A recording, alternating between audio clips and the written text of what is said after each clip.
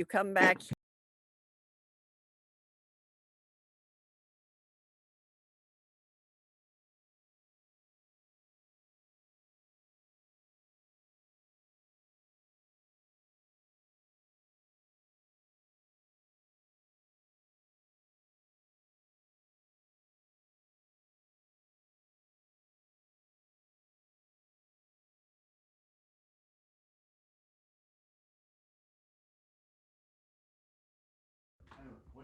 What did we decide? I don't know.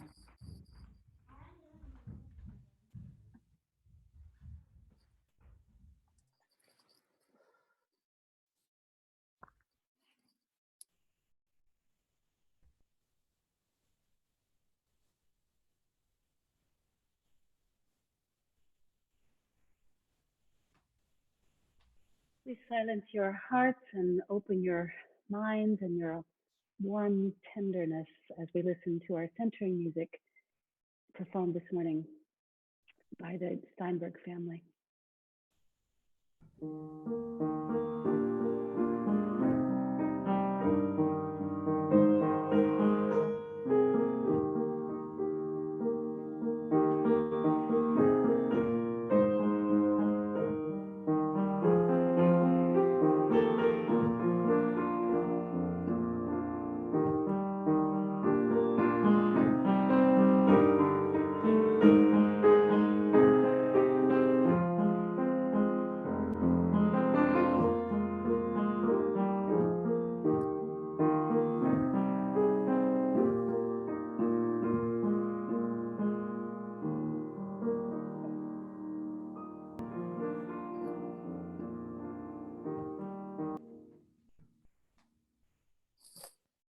Chalice lighting. If you do not have candles to light, please hold up your hand. Before we begin the chalice lighting, I'd like to do a welcome. Thank you, Liz. We'll get there in just a moment, please. Welcome to First Parish. I'm Reverend Ann Mason, and I'm glad to be your minister. I have several announcements because, as you've probably realized, even though our building is closed, our church has been very active. On Tuesday afternoon at 4:30, we have the Sewing Face Mask During the Pandemic meeting with Amy Briding. On Wednesday, the 27th at 2 o'clock, we have a climate action meeting, and I hope that you will attend. On Thursday afternoon at 4 o'clock, we have the third in our life transitions class. And on Friday, we have our new series called Call the Gardener with our own Maureen Beauvais. We're beginning our common read next week as well. So if you haven't had a chance to pick up the common read book that we're doing, An Indigenous Peoples' History of the United States, please do so.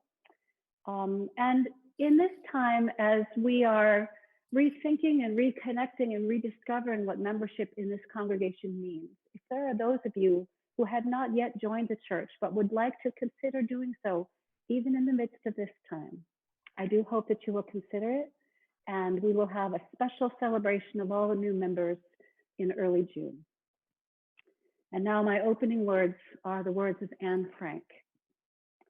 I can feel the suffering of millions, and yet, if I look up into the heavens, I think it will all come right, that this cruelty too will end, and that peace and tranquility will return again. In the meantime, I must uphold my ideals, for perhaps the time will come when I shall be able to carry them out. And now let us deepen into worship with the music of the introit.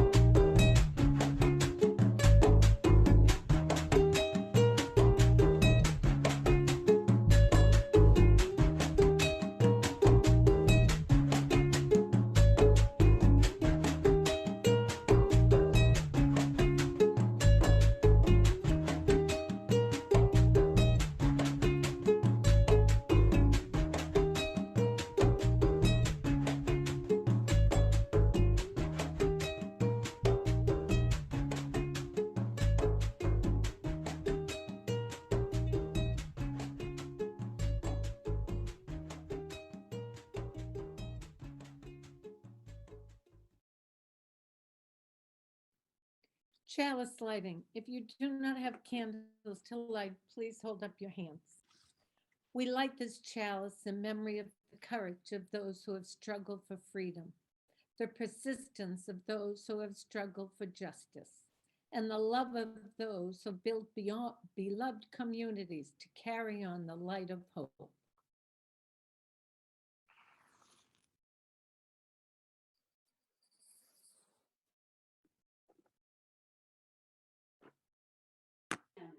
Just as long as I have breath.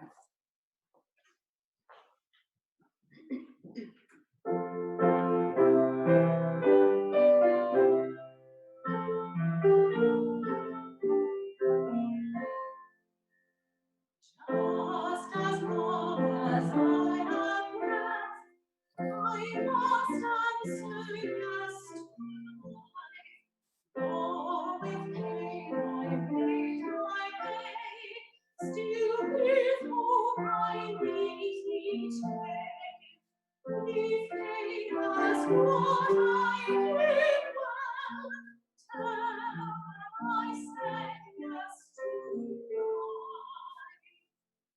Just as long as vision lasts, I must answer yes to truth. In my dream and in my dark, always that elusive spark. If chaos what I did well, tell that I said yes to truth.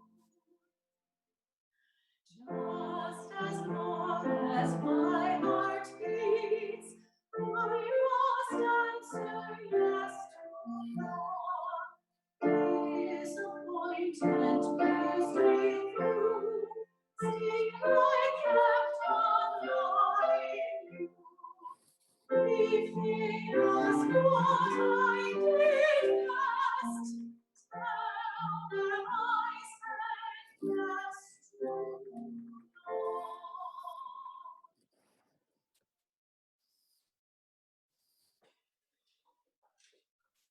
Good morning, everyone. So good to be with you all this morning. I wanted to share with you. I'm not sure if I'm uh, in, people can see me. Omar, I'm not sure. I'm looking still. You guys can see me. Fantastic. Good. We're having a little bit of some tech glitches today, but I just want to let you all know that the introit was, there was a video with that, and it was all my husband, with all the different percussion instruments and the bass and the ukulele, and it was a really great video he put together. We'll be sure we get that up on the YouTube channel later, because I'm just like crazy proud of him, and he's just so fantastic, and he put a lot of work into it. And but you all got to hear it, which is great. And so we'll share that later. So our story this morning is the wise Salimi. Long, long ago, in the country of China, lived a young woman of the Muslim Hui people whose name was Salimi. Although she was a farm girl, too poor to attend school, Salimi nonetheless paid close attention to life around her. When an old woman in the village needed help but was too proud to ask for it, Salimi would know just the right time to visit. When children scraped their knees, Salimi arrived to assist, even if they were not her own children. She may have been poor and unschooled, but Salimi possessed a wise and deep heart. Once, her father-in-law, a carpenter named Ali, was ordered by the emperor to make some repairs in his palace. Fearful of doing less than his best for the emperor, Ali pushed himself to work his very hardest, working both day and night. Yet, as it sometimes happens, the time came when Ali went beyond his limits. Dizzy with fatigue and exhaustion and his hands shaking, momentarily careless, Ali tipped over the emperor's most precious vase. The pieces shattered all too loudly in the great hall. All the servants came running. Soon enough, the emperor heard the story of his ruined, priceless vase. "Bring this carpenter to me at once," he demanded. Handcuffed and escorted by 3 guards, Ali, trembling, stood speechless before the emperor. The emperor drew his sword, and as it hovered over Ali's head, Ali at last spoke up. Forgive me. I did not mean to break the vase. I promise to pay for it. I promise. The emperor lowered his sword just a bit. Poor old Hui like yourself could never replace such a treasure. Do not jest with me. Have mercy on me, Ali begged. I will pay. The emperor resheathed his sword and with a sly smile said, Very well, old Hui. I do not expect you to replace my vase. Instead, I will give you 10 days to find me 4 things. The emperor hesitated in thought, tugging lightly on his beard. The first thing you must get me is something more black than the bottom of a pan. Second, you must find me something clearer than a mirror. The emperor waited a moment, watching Ali's actions and reactions, but Ali just stared blankly at the floor. So the emperor continued, the third, something stronger than steel. And lastly, find me something as vast as the sea. If you fail at any of these, I will chop off your head. Finished, the emperor smiled broadly, quite pleased with himself. Ali looked stricken. How, he wondered, could I achieve these impossible tasks? Does the emperor simply wish to torture me for the last 10 days of my life? Sick with dread, he hung his head and turned and headed home. For the next week, he could neither eat nor sleep. His family knew something was terribly amiss, but Ali would not discuss it. Please, father, Salimi said, calling her father-in-law by the customary term of respect. What is the trouble? Perhaps we all can help. Begging and pleading, Salimi at last coaxed Ali into talking. He cradled his head between his hands and wept as he named the emperor's 4 impossible tasks. But Salimi responded as if these were everyday requests. This isn't a problem. Father, don't worry. I will have all these things when the emperor comes tomorrow. I shall present them to him myself. Ali assumed that Salimi was trying only to comfort him. He didn't want her to get in trouble with the emperor too. Don't be foolish, Salimi, he warned. These 4 things do not exist. The emperor just wanted to make me suffer. Salimi persisted. Father, I really do have these things. I know you don't believe me now, but wait until tomorrow. I will show them both to you and the emperor. And so it was that the very next day, the 10th day since the broken vase, the emperor appeared, surrounded by troops. Old Hui, come forward and give to me the 4 things you owe me, bellowed the emperor. Ali came outside with Salimi by his side. They both bowed humbly, never daring to meet the emperor's gaze. Salimi then stepped forward. Your Majesty, she said, the 4 things you requested are ready to be presented. Please name them one by one. Well, the first thing I must have is that which is more black than the bottom of a pan. And he touched his sword with a glint in his eye. Salimi answered, this, Your Majesty, can be found in the bottomless, greedy heart. The emperor hid his surprise. This girl, he reassured himself, cannot be so smart. She's a farm girl, unschooled. He nodded briefly. Okay, the next thing you must present is something more clear than a mirror. Do you have that? He asked. Salimi answered, yes. Knowledge offers a clarity greater than any mirror. The emperor looked dumbstruck. Do you have something stronger than steel to give me? Love, said Selene, is the strongest thing in the world.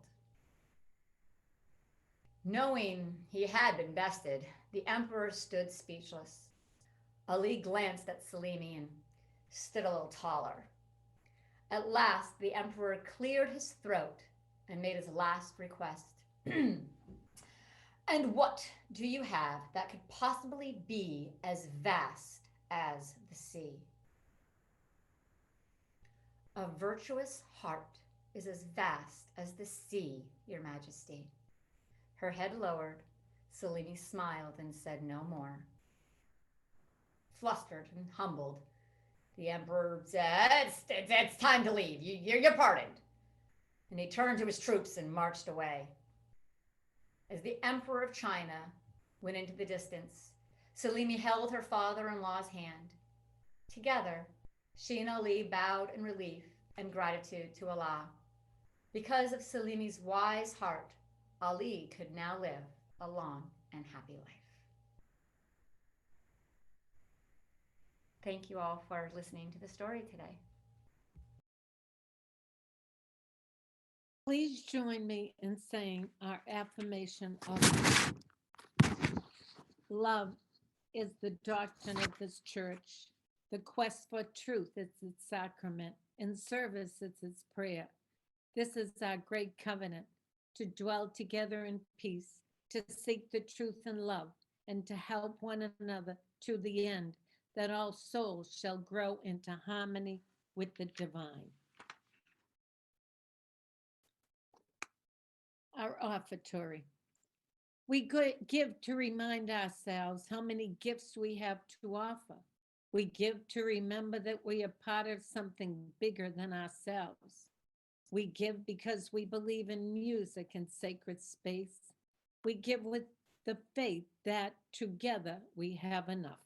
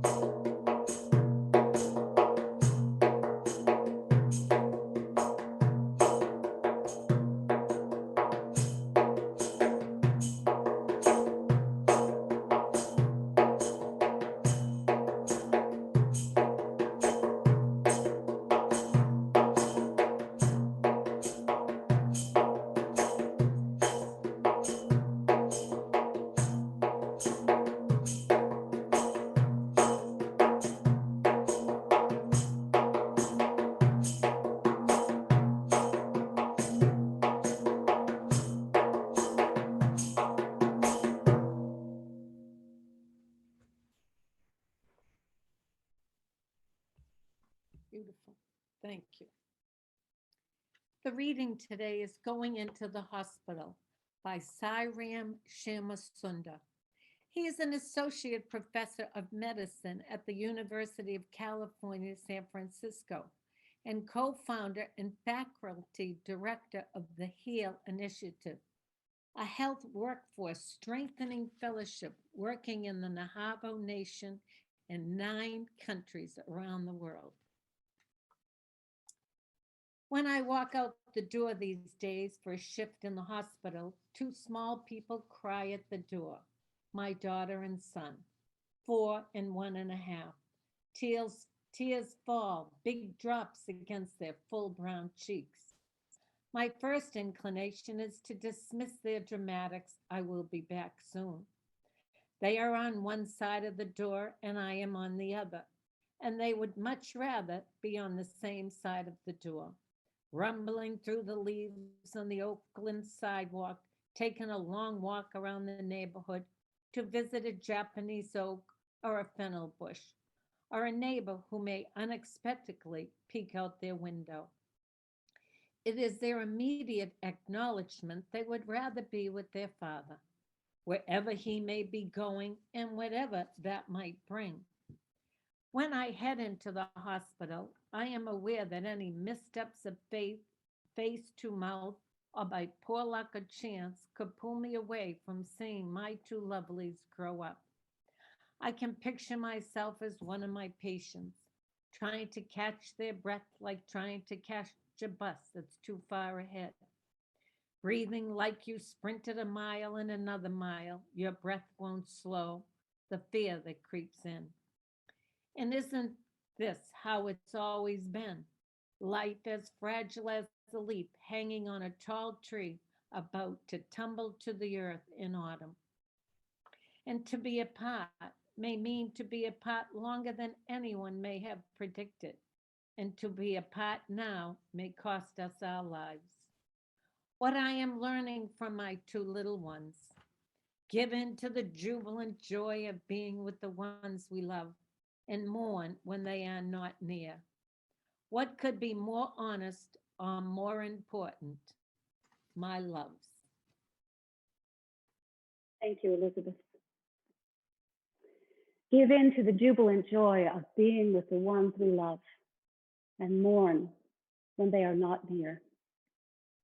This weekend, we honor the soldiers who we laud as heroes. We honor those who have given their lives and the veterans who have returned home. We hope for their healing. We give them gratitude. We recognize their struggles and we honor them. And yet our soldiers suffer with moral injury. They continue to suffer with the trauma that they have experienced. Moral injury is most often spoken of in relationship to soldiers, but it is a reality of human experience anytime traumatic experience is combined with a profound challenge to one's deepest held values and beliefs. Moral injury is a normal human reaction to trauma, and the earlier it is engaged, even during the traumatic experience itself, the better the opportunity to integrate the moral injury and to begin healing. Rita Nakashima Brock and Gabriela Latine are the authors of Soul Repair, Recovering from Moral Injury After War. In this compassionate book, they share the stories of veterans who found themselves conditioned into rapid responses during war to commit acts which are totally against their normal morality. They were trained to kill rapidly, almost by instinct, when they sensed their lives or the lives of their fellow soldiers were being threatened. They were taught to follow orders without question and thus to reduce their own rational ability. They were taught to demonize the enemy as the other, and thus to lose their own humanity. These techniques used since the Vietnam War have increased military effectiveness on the battlefield, but caused greater internal conflict in the returning soldiers. The study of moral injury takes us away from therapeutic traditions of examining the veteran's response as simply an individual experience of post-traumatic stress response. Soldiers who feel that they have transgressed their most deeply held beliefs and moral values, such as killing innocent people, are not stopping actions of torture and degradation, will have feelings of guilt, shame, meaninglessness, and alienation. The suffering of moral injury is grounded in the basic humanity of warriors. That humanity lies deeper in them than its betrayal in war. They learned their ethical values first from their families and neighbors, schools, and religious and community organizations. Whether people are religious, spiritual, or secular, most of us are trained to respect others, to relate to a world bigger than ourselves, and to feel compassion for those who suffer. For many in this country, they have moral values like love of country and service to others. And when veterans return to our communities after war, we owe it to them and to ourselves to do our best to support their recovery. To do so, however, we must be willing to engage the same intense moral questions as a society for having sent them to war. We must look at our role in what they experience. Brock and Latine say that in their work with veterans, they have found that many do not feel like heroes, but feel instead a sense of profound failure or a deep ambivalence about their service in war. After exiting the intense sense of purpose and meaning that war can deliver, veterans may feel duped or disillusioned and reject the meaning systems that made them feel part of something bigger than themselves. My colleague, the Reverend David Pyle, is a Unitarian Universalist military chaplain. He recently posted about his unit, which was deployed in April to an isolation hospital to provide healthcare to patients with COVID-19. He wrote, "My soldiers are at significant risk for moral injury. The values that sustain many of them in their lives are being challenged and perhaps even broken by this pandemic. The resource scarcity that is enforcing a shift from the patient-centered model of care to a public health-centered model of care is a profound ethical shift in how healthcare providers understand their role. The lack of PPE feels like a betrayal," he writes. "So does the talk of reopening the country. The public health-centered model of care is preventing families from being with loved ones at the moment of death, which is a profound injury to the values of many care providers. And so is having to make the choice between providing that care and potentially putting the lives of yourselves and your family members on the line. Add to that the exhaustion, the stress, and the potential for making less than optimal decisions, and you have a recipe for moral injury as profound as any combat experience." Reverend Pyle paints a vivid picture of the soldiers with whom he works. My question today, are our civilian healthcare workers that are suffering with the same situation with moral injury as profound as any combat experience? There is a similarity between the way our nation celebrates soldiers and the way that we now celebrate healthcare providers. This is a good thing, and at the same time, I think it's a protection reaction. We place our caregivers on pedestals, and in so doing, we protect ourselves from their pain. We lift them up as heroes, as superhumans, because we value them so much. And when we lift them that high, we withdraw their humanity. We expect them to respond to their difficult situations with everyday courage, but courage far more than we might expect from ourselves in a similar situation. And we take away their right to feel vulnerable. One of our church members, who is a doctor, sent me an article by Judy Fleischman, a psychologist with the Cambridge Health Alliance. She writes, "The people I work with don't want to be called heroes. Don't misunderstand me," she writes. "My colleagues are profoundly dedicated, talented, hardworking, flexible, creative, and compassionate. They absolutely want to do everything they can to help patients during the COVID-19 pandemic." She explains how her colleagues typically work in primary care, but now are being asked to work in hospitals, working with COVID patients, work they did not sign up for. Because of the marginalized identities of many of these patients, who are often people of color, these doctors are seeing their patients suffer far more illness than others. She writes, "They see patients' family members exploding in rage and despair because they cannot be with a hospitalized loved one, whom they may never see again. They are seeing dead bodies lining the hospital halls because there's no room in the hospital morgue. They worry for themselves and for their own family members." I see this as a recipe for moral injury as serious as that which faces our troops. The high ideals of our society are not coming through to protect these patients or these doctors. Doctors are having to prevent families from being together for the greater good, but those decisions go against their dedication to have patient-centered care and to offer holistic health. Dr. Fleischman engages with her colleagues in support groups and has learned this from them. She writes, When we thank them for being heroes, sometimes it just makes them feel worse. Heroes, she says, are people idealized for their courage and noble qualities, for choosing to put the welfare of others before their own, for doing good for the sake of doing good. All of these qualities imply a sense of agency and choice. The people, she says, that I work with never wanted to be heroes. They don't feel proud of the work they're now doing.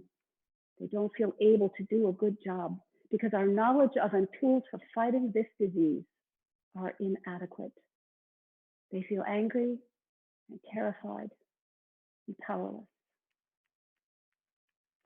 As I said earlier, elevating people onto a pedestal takes away their sense of their own human frailty. They're not supposed to be afraid or to feel powerless. They're supposed to be calm and heroic. But crisis calls us to feel so many emotions. It is a part of our very humanity. How can we expect our frontline workers to get through this without suffering themselves? Fleischman continues, calling them heroes makes them feel ashamed of having these feelings. It leaves them feeling deeply misunderstood and sometimes very alone. It makes them feel bad that they, in fact, don't want to be doing this work, and that showing up under duress and doing their very best in an impossible situation isn't good enough. So, my friends, what do we do? Are the nightly banging of pots and pans causing more stress, or is it just cathartic for the cooped up city dwellers? What should we be saying to the people working so hard to help us get through this crisis? David Pyle wrote, "It is not our public gratitude that these care providers will need. It is our commitment to helping them to recover from the physical, mental, and moral injuries they are encountering in our service." So yes, my friends, yes, we must give our thanks and our gratitude to our doctors and nurses. I am full of respect for their everyday courage, for their training, for their willingness to keep showing up even though the answers are not clear and the death count continues. But let us remember that they are human beings first. We are sorry that they are exhausted, powerless, and angry. We are sorry that they have so little agency because they need to work to provide for their families. We see that this illness strikes communities in different ways, harming those in poverty far more than those with decades of healthy living. So instead of calling them heroes, let us first honor our shared humanity. Let us feel our shared pain and powerlessness in the face of this pandemic. And let us commit ourselves to working to change the shape of this society so that people of color will no longer suffer at such a greater rate.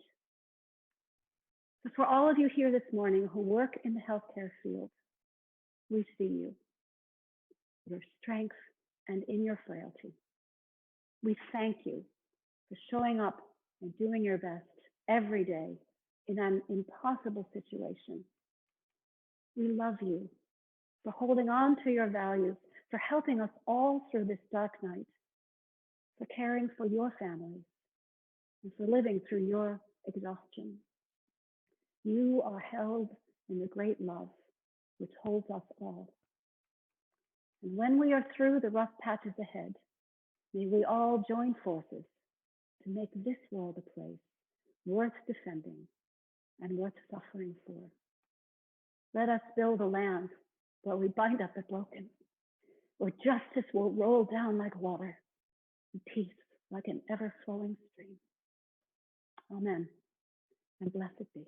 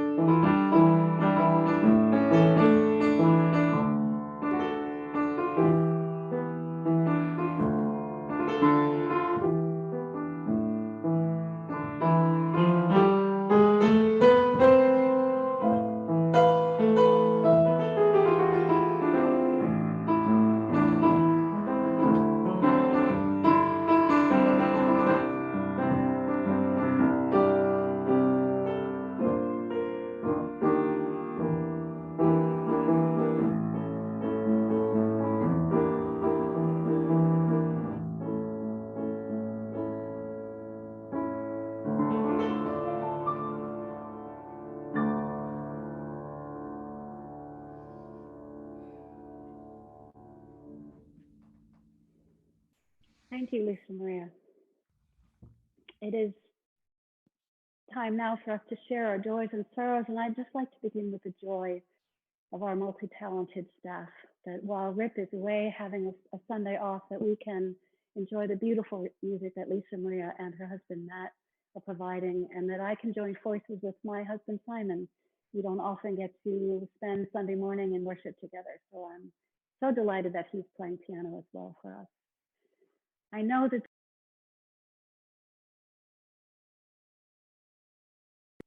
I know that there are many joys and sorrows on your heart. I'd like to lift up Mary Knuth's family, who's in Hong Kong, and we hold them in this time of unrest.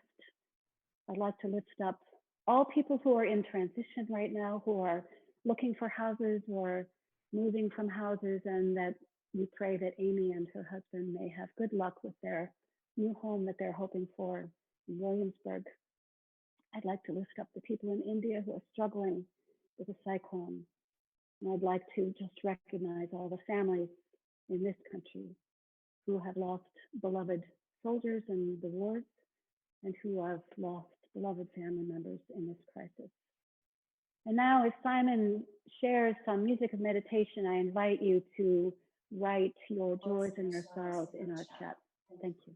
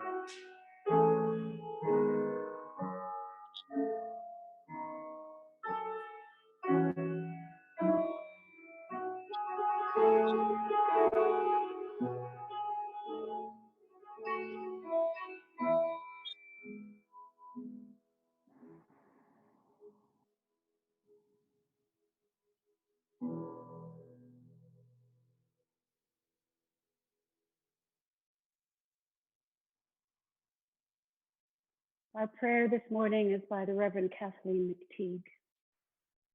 In the struggles we choose for ourselves, in the ways we move forward in our lives and bring our world forward with us. It is right to remember the names of those who gave us strength in this choice of living.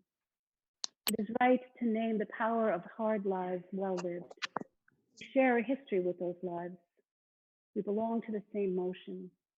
They too were strengthened by what had gone before. They too were drawn on by the vision of what might come to be. Those who lived before us, who struggled for justice and suffered injustice before us, have not melted into the dust and have not disappeared. They are with us still. The lives they lived hold us steady. Their worlds remind us and call us back to ourselves. Their courage and love evoke our own. We, the living, carry them with us. We are their voices, their hands, and their hearts. We take them with us, and with them choose the deeper path of living. Amen. And now I invite you to join us in singing Source of Life.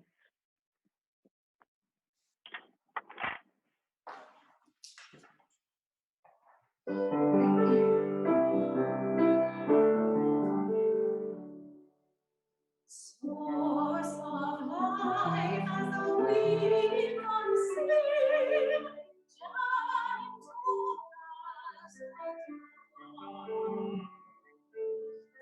Flow through our hearts like a fresh running stream, leading back to God. Loud shouts, wild words roar, transient days out there.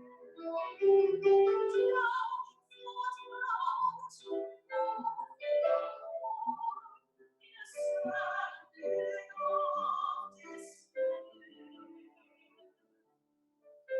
Source of life, as a wind unseen, gentle as the dawn.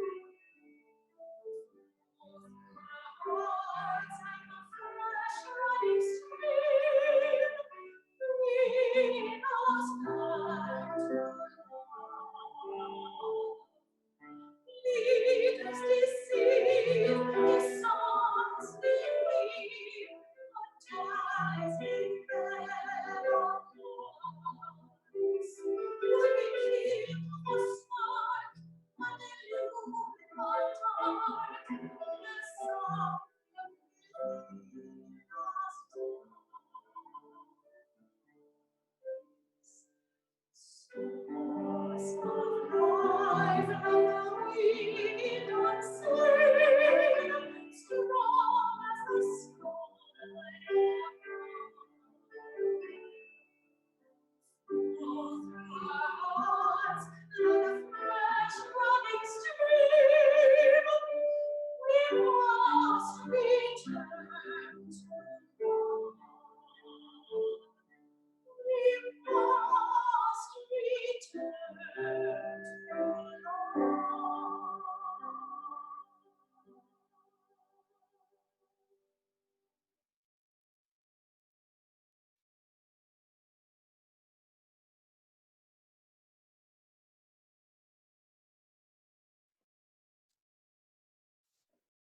Our benediction was written by Darcy Roque.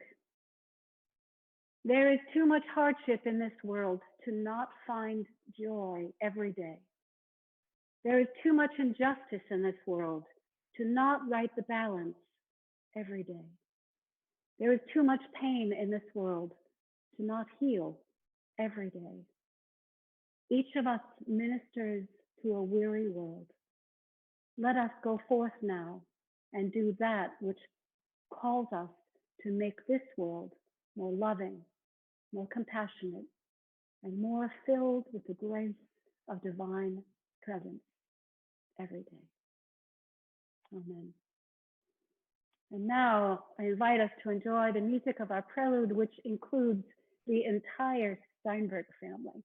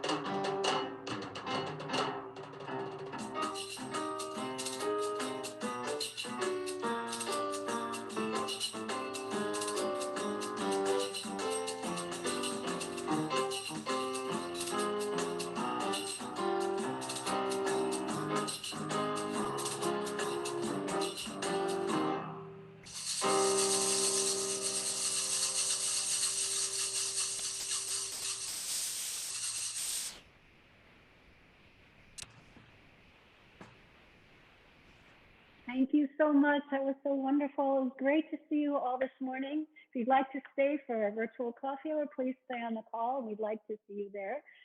Next week, on Sunday morning, our preacher will be our Minister Emerita, the Reverend Helen Cohen. So I hope to see you all then. Thank you for joining us today.